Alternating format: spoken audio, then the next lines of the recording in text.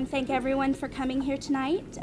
We're being sponsored this evening by the American Turkish Friendship Association here in Hampton Roads, and also the Hampton Roads branch of the Rumi Forum, which is based in Washington, D.C. I'll be introducing the president of the Rumi Forum here in just a moment. Of course, we're here tonight to remember 9/11 and to express our appreciation to some of the heroes that live in our own community that might have not necessarily been involved with 9/11 themselves, but we certainly do appreciate their service each and every day to our safety and security. I would like to start just quickly by giving you a quote by a Turkish Islamic scholar. His name is Fethullah Gulen.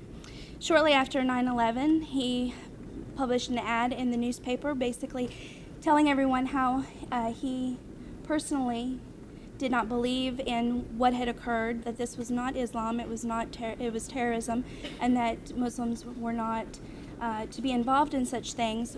And shortly after that, he published a book entitled Love and Tolerance. And here's something that really describes 9/11 in my mind. In these bleak and inauspicious days, when our hearts are overwhelmed with enmity, when our spirits are sickened, when hatred and antagonism are out of control, it is crystal clear that we need love and mercy as we need water and air. We seem to have forgotten love. What is more, compassion is a word rarely used. We have no mercy for each other nor love for people, and our feeling of pity has diminished. Our hearts are adamant, and our horizon is pitch black from hostility. That changed on 9/11. Everyone came together as a country and as a people, and we were united. But we've now gone to a decade, and we've gone back a little bit to this forgetfulness of love and mercy. So we'd like to thank our heroes of the community for continuing to practice love and mercy every day and compassion towards us. And I would just like to have everyone think in remembrance of 9/11 and that togetherness that we had afterwards, that we might think upon those words and not go back to those days of being bleak and a lack of compassion, and where hatred and antagonism is out of control. I'll introduce Emre Çelik. He is the president of the Rumi Forum out of Washington, D.C. He's been in that position since 2009. He came to D.C. by way of Australia, and as soon as he opens his mouth, you'll know that he came to D.C. from Australia.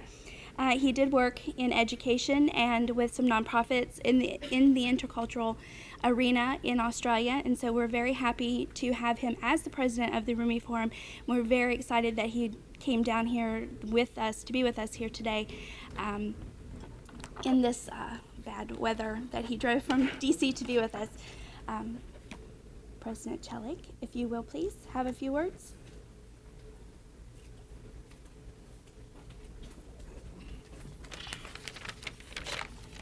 Excuse me. Distinguished guests, ladies and gentlemen, the Turkish American community are proud and productive members of American society. They have worked hard through organizations like the Rumi Forum, ATFA, and numerous others to play a role in educating its members through seminars, courses, and encouraging engagement with the wider community, always with a hope of overcoming ignorance and misunderstanding on all parts. Shared values like democracy and freedom of expression, the opportunity to succeed and live in a safe environment are important to all Americans. Part of remembering 9/11 10 years on is respecting and encouraging these shared values and remembering how dear they are to each and every one of us. And in this regards, we cannot be complacent. In the light of the hard work and the effort that the Turkish American community is placing on dialogue and understanding in an America that is both diverse and multicultural, and that we call our home, always encouraging social harmony through the activities in which they partake and within the framework of these shared values. We believe dialogue is the key, and sustained effort on this road is a must. Thank you.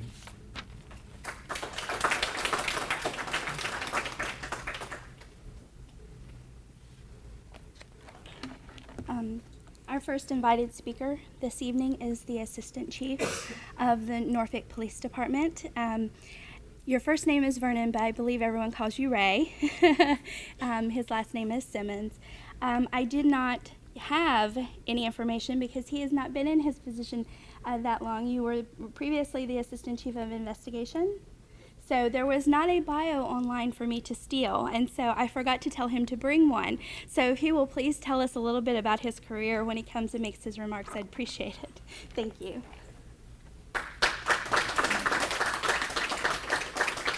Good evening. Thank you for inviting me. As she said, my name is Ray Simmons. I'm the Assistant Chief of Police for Investigations and other functions in the city of Norfolk. I've been a police officer for 35 years now, and needless to say, it's what I enjoy. But when I make up my mind what I want to be when I grow up, then I'll think of something else to do and I'll move on. This is a stepping stone. I was a Marine in a past life for 5 years and thoroughly enjoyed that. So my life as an adult, working life, has been one of service. I enjoy the challenge. I come from a law enforcement family. I come from a diverse background. It's something you either enjoy, as Senior Agent Turner here will tell you, or you don't stay long. A lot of people think they want to be in law enforcement, and they try it. We have a lot of candidates and a lot of volunteers, and very few stay for the long haul, as it were, because you can't do it for the money. You have to do it simply for the service. That's what's the most rewarding. Having said that, as a brief bio about me, as it were, I won't go into all the details and bore you about that. I'll just say that Acting Chief of Police Sharon Chamberlain, some of you may have seen her photo in the paper. She is our acting chief currently. She apologizes for not being able to be here this evening, but she is attending her daughter in the mountains, who is about to give birth to her third grandchild, actually third and fourth, twins. So she's a bit busy at the moment. She apologized and asked me to come. She asked me to speak this evening briefly about, and briefly is the key word here, about community involvement with law enforcement. And that's something that I feel very strongly about, and many law enforcement people will tell you very openly that that is one of the most important topics that we can cover, community involvement. If we take one step back and look outside this room and outside this nation, indeed, and look at the majority of the rest of the world, law enforcement's done in a different manner than it is here in the United States. In most of the world, the government has a nationalistic or a militaristic hand, if you will, in law enforcement. In the United States, we're just the opposite. In fact, we have a brilliant federal standard in 1878, the Posse Comitatus Act, which actually forbids the federal government from using the military for law enforcement here in the United States. So all authority that we receive as civil law enforcement officials in the United States is granted to us and given to us by the people, by you, the public. If you think for a minute about the population of the United States, today there are 312.2 million Americans and growing constantly. Currently we have, if I'm not mistaken, depending on the figures, whose facts you listen to, about 850, 870 law enforcement officials, that's local, state, and federal in the United States. And when you do the math, 312 million to 870,000 of us, we are very, very few. It's very apparent that we depend on the eyes and the ears and the knowledge and the talents of the community that we serve, or we can't do our job. The math comes out to roughly 400 people per officer. Now that's all sworn people, that's parole, everything, so it gets even greater when you think of it in that respect. Here in Norfolk, we're a little bit luckier. There are 242,000 citizens in the city of Norfolk, roughly, and 760 of us, so that works out to about 330 people per sworn officer. What I'm trying to say here is there's no way that I can do my job, there's no way that my investigators can do their job without your help. Community involvement is the only way that we work. I have the honor now of having, in this crazy organization we are working under in the Norfolk Police Department right now in the transitional phase, of having training once again assigned to me. And I say the honor because some of the earlier conversations were about instructing and teaching, and I've had the privilege of doing that over the years. and thoroughly enjoyed it. In fact, I learned more teaching than I've ever learned as a student. But the honor of having training assigned to me now. So every academy I get the chance to speak to these young folks that are coming on. And one thing I like to tell them, like I raised my daughter with a simple philosophy, that courtesy costs you nothing and buys you everything, period. And I cannot pound this into my recruits hard enough to make them understand that they can get into and out of more problems with their mouth than with any other tool they have as a law enforcement officer. They have to learn to accept people in their different beliefs, their different philosophies, different cultures, and they must speak to them with the respect that they expect, and they must serve them. And the day they forget that is the day they need to hit the door. We no longer need them.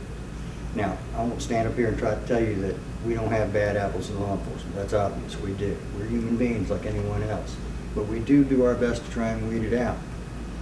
So what we try to do is we try to instruct our young recruits that regardless of the age, the sex, gender, cultural background of anybody they approach, it's sir or ma'am should be the first word out of their mouth.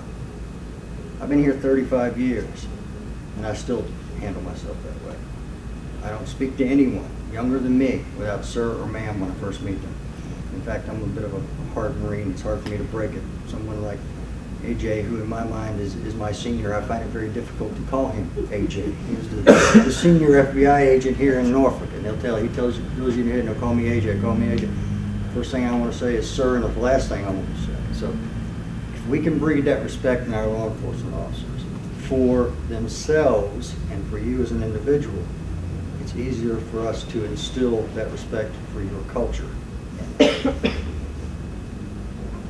One other point I'd like to make before I turn loose to this is involvement to us means more than a commitment such as PACE. Some of you may have heard or not have heard the casino on the side of the police cars in Norfolk. PACE, Police Assisted Community Enforcement. Now, that's a nice slogan. What it means is all the agencies in the city work together to try and solve any problems that you as a citizen bring forward to us. That's zoning, code enforcement, etc., not just the police department. But what we really need to learn to do is get to know the communities. And that takes a two-way street. You have the Turkish community who's representing this group this evening and bringing us all together, the Muslim community, the greater Muslim community in Tidewater, and in other areas, as Agent Turner will talk about. These cultural enclaves, if you will, have a tendency to, in and of themselves, group together. No wrong reason, it's just you do, it's your culture. So then you separate yourselves from the rest of the citizens. And then the citizens separate themselves from you. Therein lies the problem, or the rub, as Shakespeare liked to say. We need to all open our doors and open our borders and touch with each other. There's no way that I, as a police officer, can infiltrate, if you will, your culture. I can't know what it is that you need the most. I'm an outsider in your culture, even though I am a servant of this city. I need your assistance and your help telling me what it is I can do to serve your community. And I can't emphasize that strongly enough. That's not just words. We need your help. We need your eyes, we need your ears, and most of all, we need your goodwill. We make mistakes. But as law enforcement officers, we are never above, and we should never be apart from the public that we serve.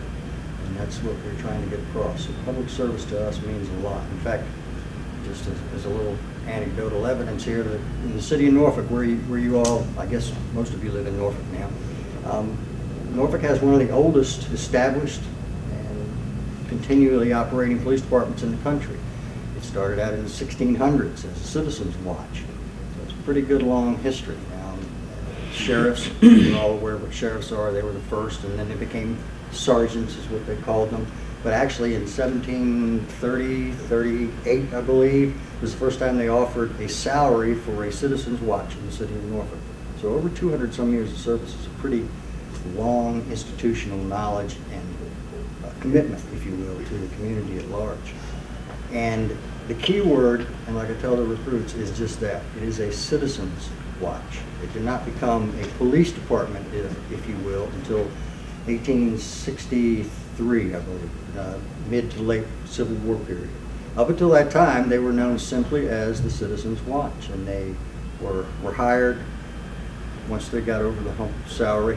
You'll hear civil servants complain about their pay today. In the early 1700s, when they first offered a salary for a citizen's watchman in the city of Norfolk, no one applied because the salary was so low, so they kind of went begging and had to constrict people. But having said all that, the key term here again is citizen. And we welcome the opportunity to come out to groups such as this. If I can do anything for you, I will give all of you my office number. My number is 664-3295. I'll leave cards with some of the people and on the tables before I go. As I said, I act as Sharon's assistant. I also am in charge of the Investigative Services Division, which entails Detective Division, Vice Narcotics, the Gang Squad, Central Records, booking. I have a lot of various functions. So if I have anything that I can offer you to assist you, don't hesitate to call me at any time. And if it's something that you would like to handle confidentially, we can do that as well. So thank you very much for having me.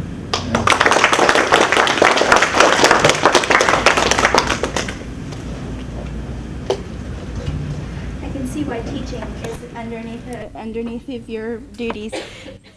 Very wonderful speaker. Thank you. Our next speaker is, and I am so sorry, I'm probably going to mess up her last name, Dr. Fran Heisenzahl. Okay. Sorry about that. She is the Associate Professor of Communications at ODU, and her research primarily centers upon the political uses of media, and particularly political cartoons, which I found fascinating. She is a Fulbright Scholar, and she was a Malone Fellow, and then she directs the minor in Middle Eastern Studies at Old Dominion University. Doctor, if you will, please.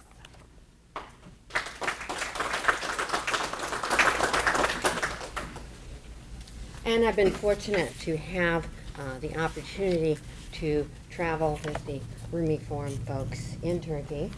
And actually, my focus sort of shifted to Turkey because there is a group called the Association of Turkish and American Communication Scholars, and they hold conferences and meetings, and so, academicians get together and talk about things that academics are interested in, and academics are interested in cartoons.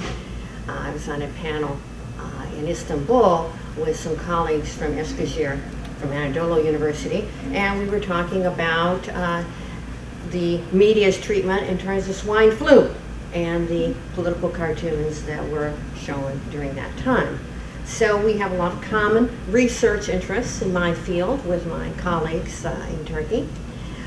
And I'm hoping to go back. Well, I'm planning to be there in April for a conference, so inshallah.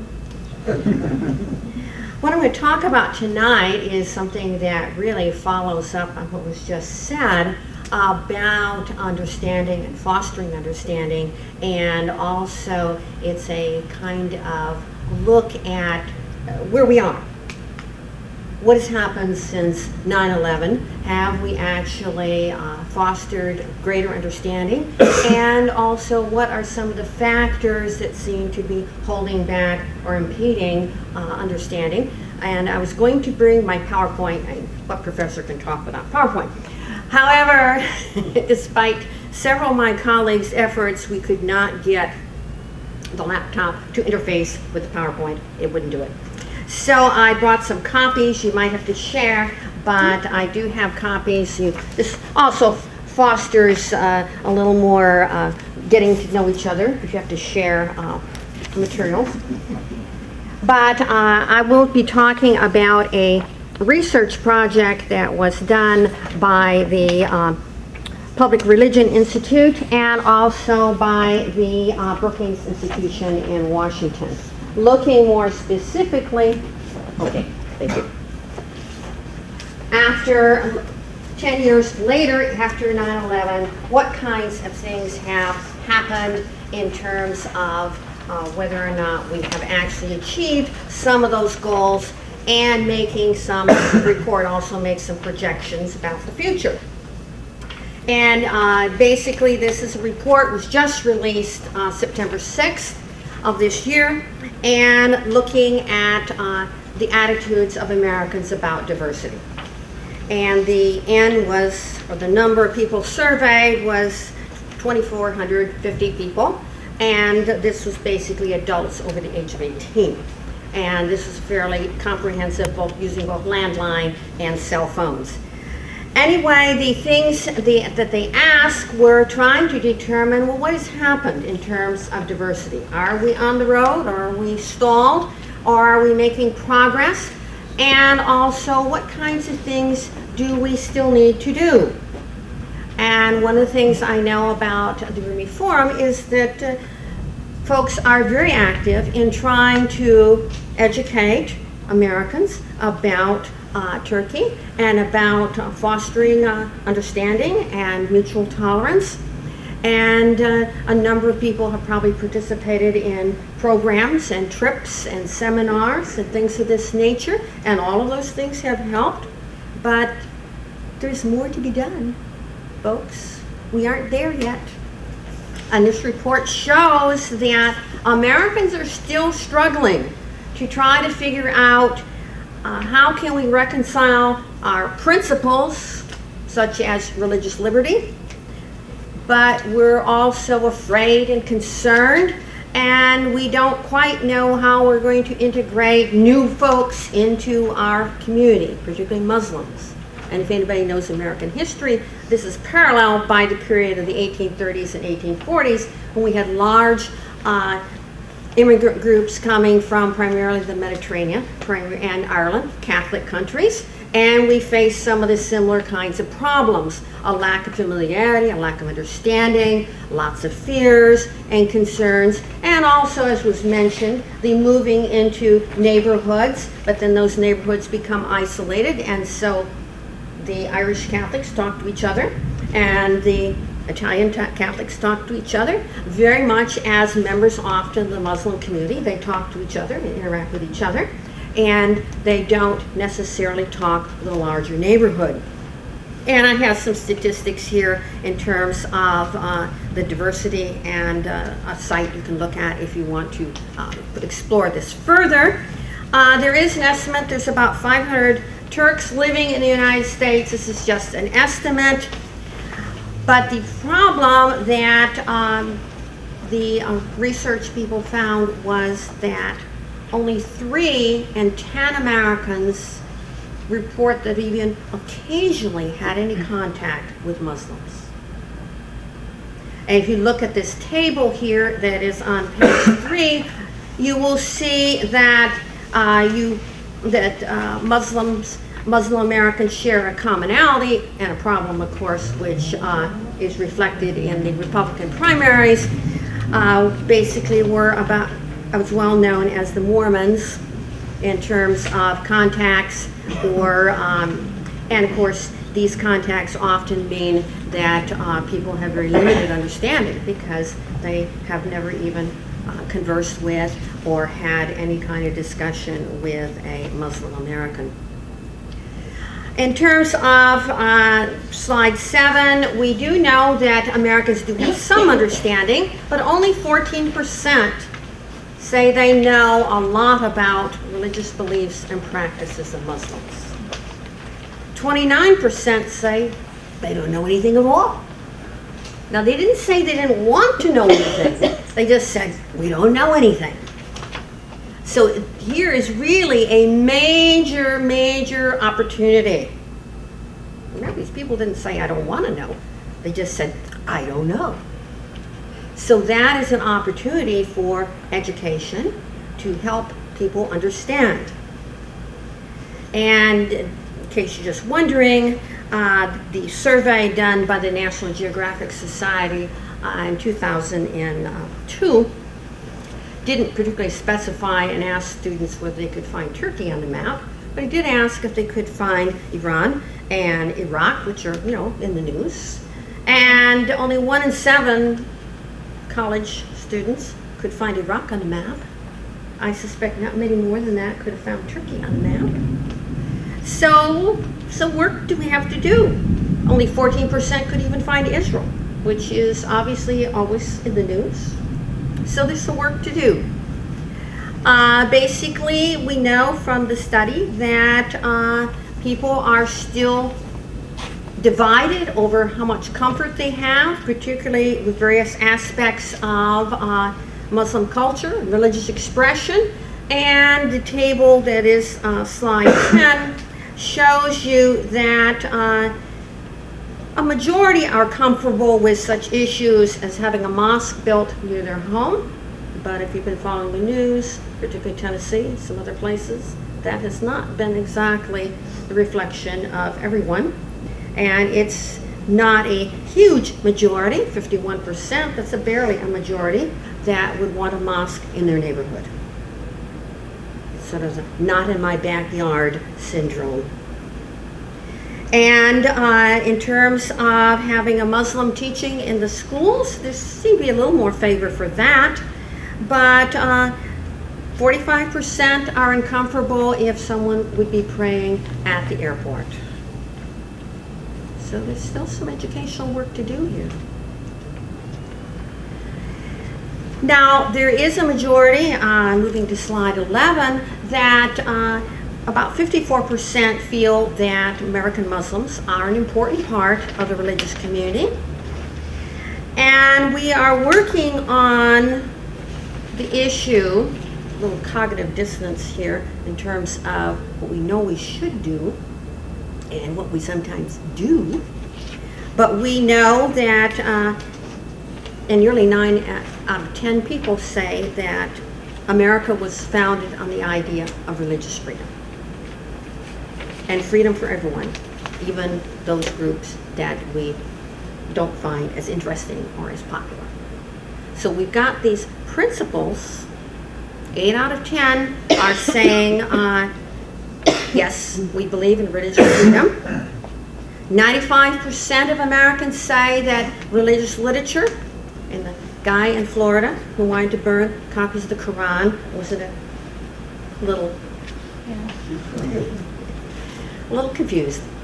But 95% of Americans feel that all religious books should be treated with respect, even if you don't share those beliefs.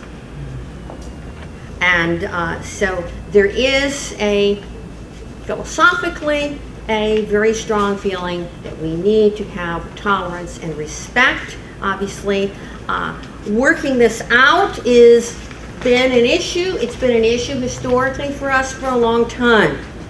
And the pattern has been with new immigrant groups to basically say, well, can we ever get these folks to Americanize? Can we ever get these folks assimilated into our society? And we start to worry, well, maybe it's going to change America. Oh, that would be terrible. But what has happened, and we know this from the data, that these groups do assimilate, and they bring new things to our culture. My students are visiting Turkish restaurants this week.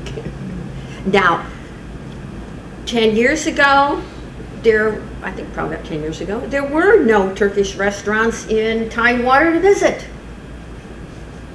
And one of the things we know about Americans is they first learn about cultures through their stomachs as opposed to their brains.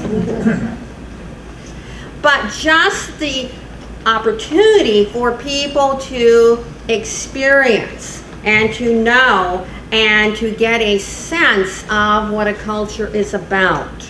And these things can help bring understanding.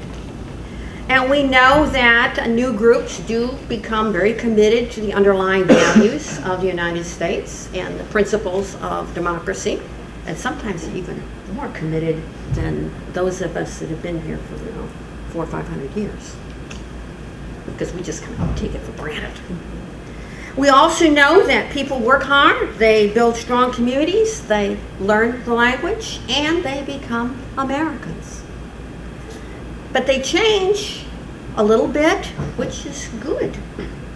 The ways that we do things or think about things, they enrich our communities, and that has been the process ever since the founding fathers arrived in Virginia and Massachusetts. They've changed a little bit the way we do things and we think.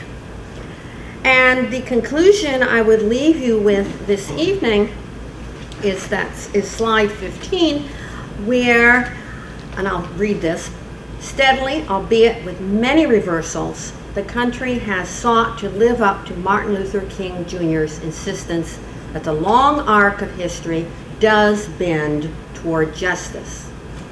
The generational patterns discerned in this survey suggest that while we're in for some transitional turbulence, it's in progress, so it's still working itself out.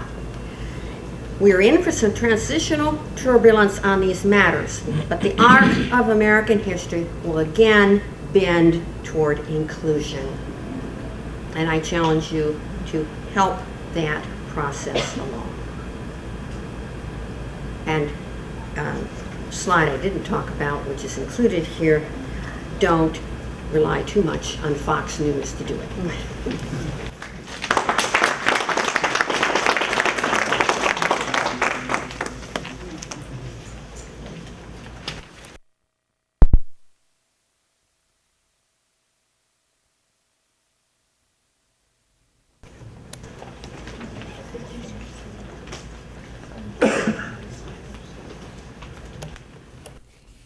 Thank you, Doctor. Appreciate that very much. I really am very honored to introduce our last speaker. He is the Special Agent in charge for the Norfolk Field Office of the FBI. He was appointed in 2007. Before that, he was the Section Chief at headquarters in D.C. for the Gang and Criminal Enterprise Section. And it was an honor, along with the Rumi Forum, to present him last December with the Commitment to Community Engagement Award at our annual intercultural dialogue dinner. And so this is the second time that I've had the opportunity to hear him speak, and I know that everyone here will be very happy that they came tonight. He's going to speak on how to prevent future 9/11s. Thank you.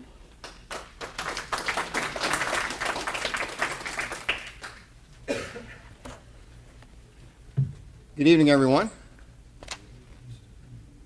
Thank you for being here today, and thank you for the invitation to come before you this evening. As much as I want to thank you for the opportunity to speak with you, I just want to take a moment to tell all of you how very proud I am of you, that you have taken the time to commemorate those who lost their lives on September the 11th of 2001. I don't care where you go in the world, when that many people lose their lives, it is certainly something we should be somber about. To give you some perspective, on that day 10 years ago, I was assigned to our Washington field office in Washington, D.C. I was the acting chief for the criminal division at the time.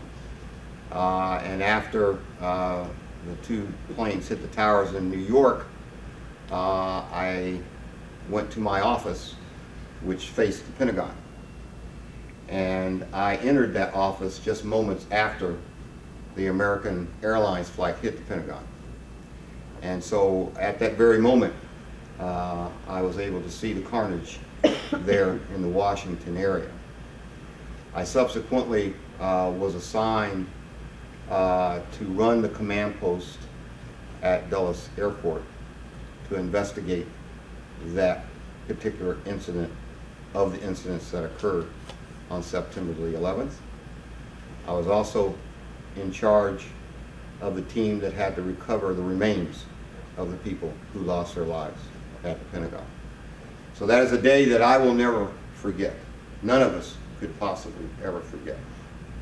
As I was asked to come and speak this evening, and I was thinking about the topic of prevention of another act.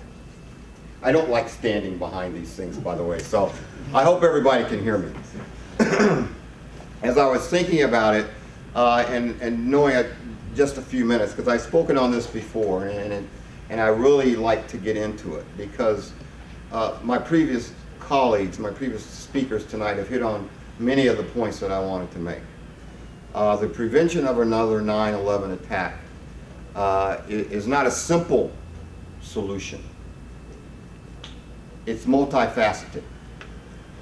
Certainly the efforts of law enforcement, not only here in the United States but around the world, is only but one method. But the true method or solution to the prevention of another 9/11 is in fact the partnership with the community. And I'll talk to you a little bit more about what I mean. When you look at if you look at how, or trying to answer the question of how to prevent another 9/11 attack, I believe you have to look at 3 stages. First, what happened to begin with? And I'm going to take some very large steps, so I'm not going to go into a lot of detail. But essentially, you had in a group, a terrorist group, as we know as being Al-Qaeda, who believed that this country was the enemy. And I'm making, like I said, big steps here, not getting a lot of detail. And chose to attack this country through means of a terrorist act. So you had that act in and of itself. What follows is what happened before that. All of the disagreements politically and what have you, all built up to that very attack. But you had the planning of the attack. You had individuals who were trained to fly airplanes so that they could take them into the buildings.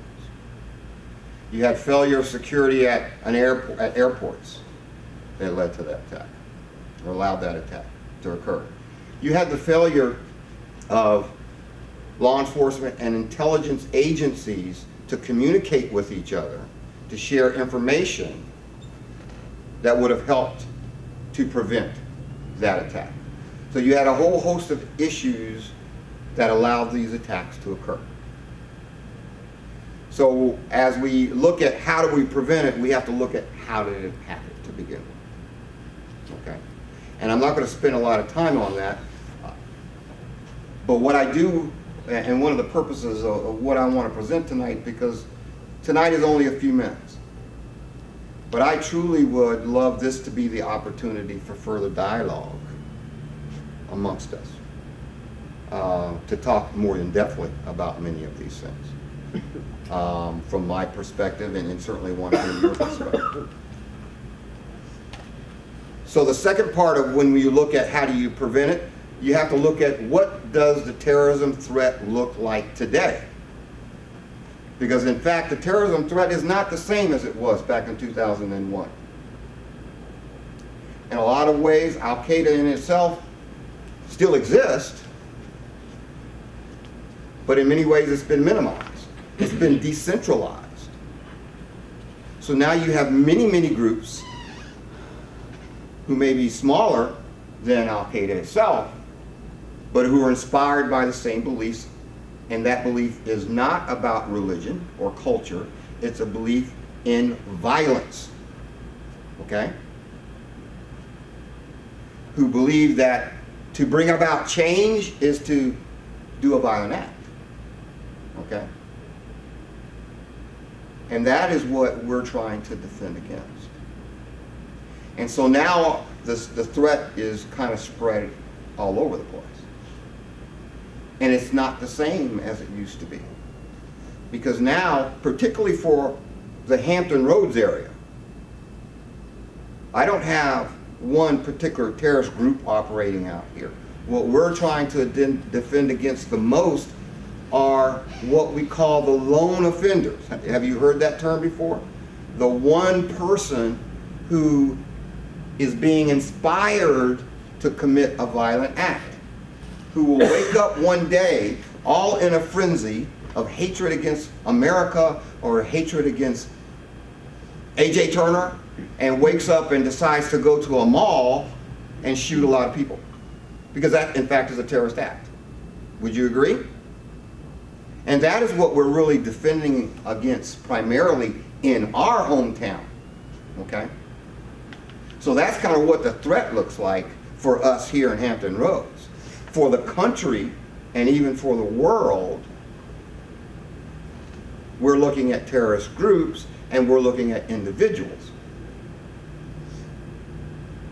But I can't emphasize to you enough that it's not about people, the color of people's skin.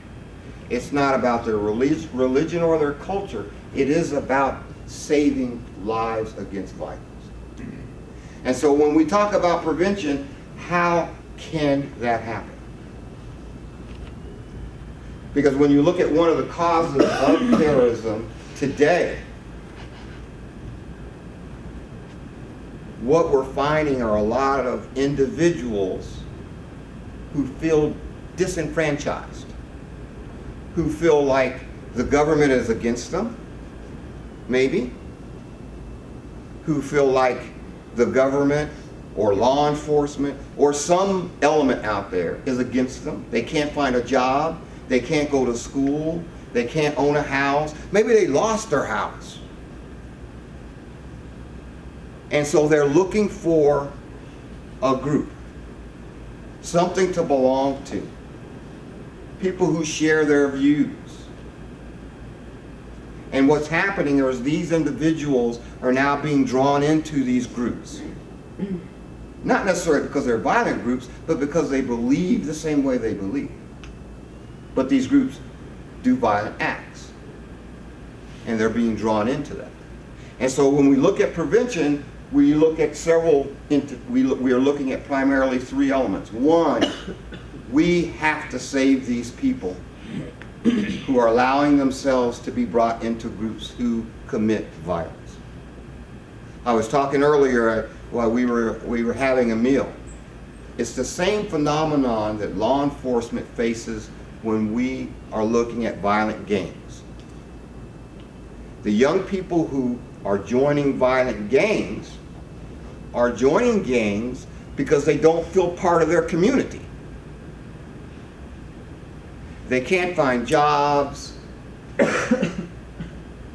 They feel harassed by the police, maybe. Maybe their family unit is broken. And so they're looking for something to belong to.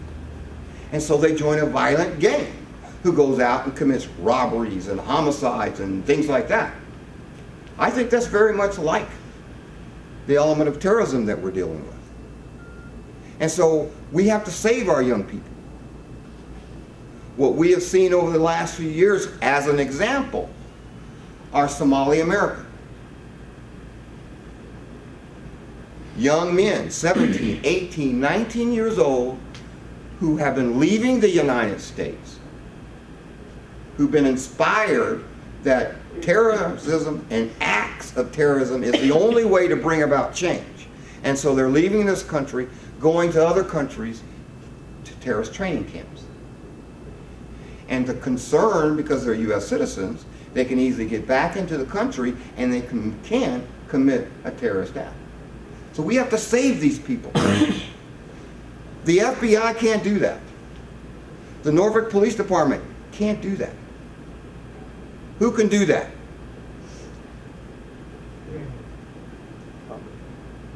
That's right, the community. All of you, all of us together, we can do that. And so that's one means. Certainly the second element, of course, is continued enforcement by the FBI, by the Norfolk Police Department. And that's one of the changes that has been made. Because before, the FBI was the lead agency on counterterrorism, and we were out there doing our thing. But we weren't sharing the information with the Norfolk Police Department. We weren't sharing with them what to look for. And there are other agencies who had information that weren't sharing it with the FBI, which allowed this terrorism act to occur. Today is different. If anything, it's gone to the other extreme. There's so much information sharing going on now, I don't know what to do with it all, okay? But now it's happening.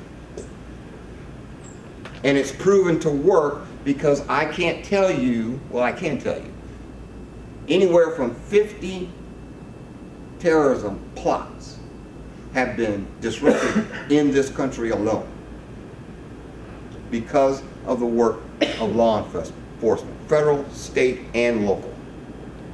So yeah, that works. Yes, that's part of the prevention. But thirdly is community.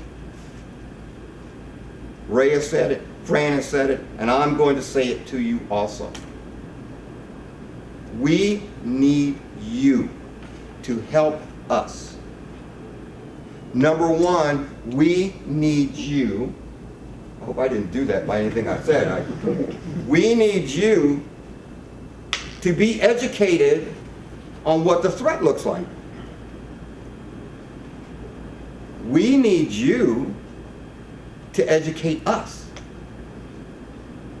Because one of the biggest barriers are the issues of knowing the culture and the religion. Because that is a barrier. It's a barrier of communication. Not I'm afraid of you. If I was afraid, I wouldn't be here tonight. I consider you my friends. But I don't necessarily know the culture. I don't believe Muslim terrorism. I don't believe those who believe in the Islamic religion are terrorists. Look at Timothy McVeigh in Oklahoma City. He was pure American. And look what he did, an act of terrorism. So it's not about religion, and it's not about culture. But we still need to have that dialogue. We need to work as partners. And as Ray very aptly put it, if any segment of this community, whether it be the African American community, whether it be the Hispanic community, I don't care what the race is, I don't care what the religion is, if you segregate yourself away, it's harder for me to be your partner. And we have that issue with the Hispanic community, and we have that issue with the African American. We have a very diverse area here. And we are working very hard. I know the FBI is, I know Norfolk is. We're trying to build bridges. And we need you. And if we're going to prevent another act, we need you. Think of the New York incident a few months ago. You had a street vendor who observed something suspicious and called it in. That's the kind of cooperation and partnership that we need with the community. So you take those three elements.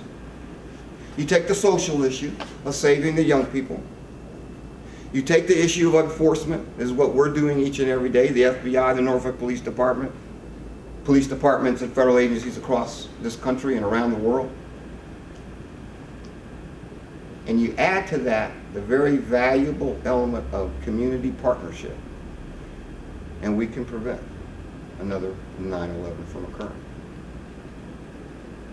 But Fran said it best, we have a long way to go. Because there are people who believe that the FBI truly isn't about preventing 9/11, it's about trying to penetrate the Islamic religion. You're going to hear those kind of things. And I'm going to tell you that's not true. Is there, and Ray said it also, I keep repeating everything Ray said, I guess Ray said it's giving the whole presentation. Are there bad apples in the FBI? Yeah. I'm going to stand, I can admit that to you right this very minute. But as an agency, and as the chief of my office, I can tell you that's not true here. We make mistakes. People make poor judgments. It happens everywhere. But as an agency, as a philosophy of our agency, we are here to protect everybody. Whether you're Turkish American, whether you're Somali American, whether you're African American, whether you're Hispanic American, I don't care. We're all Americans. We all have the right to the same level of protection. We all have to stand together to prevent another act. And we can't do it segregating ourselves. We have to come together. Thank you.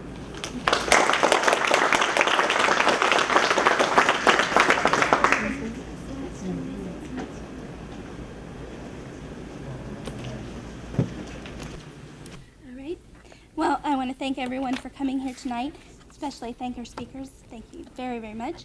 Of course, President Chillig for coming so far, and the cameraman for coming so far. I know he's from DC as well. I just wanted to thank you personally for coming out tonight and this rainy weather, but actually it's a blessing because it is raining so hard right now, you can't run off and leave immediately right after. So you will have to stay and get to know people that you don't already know.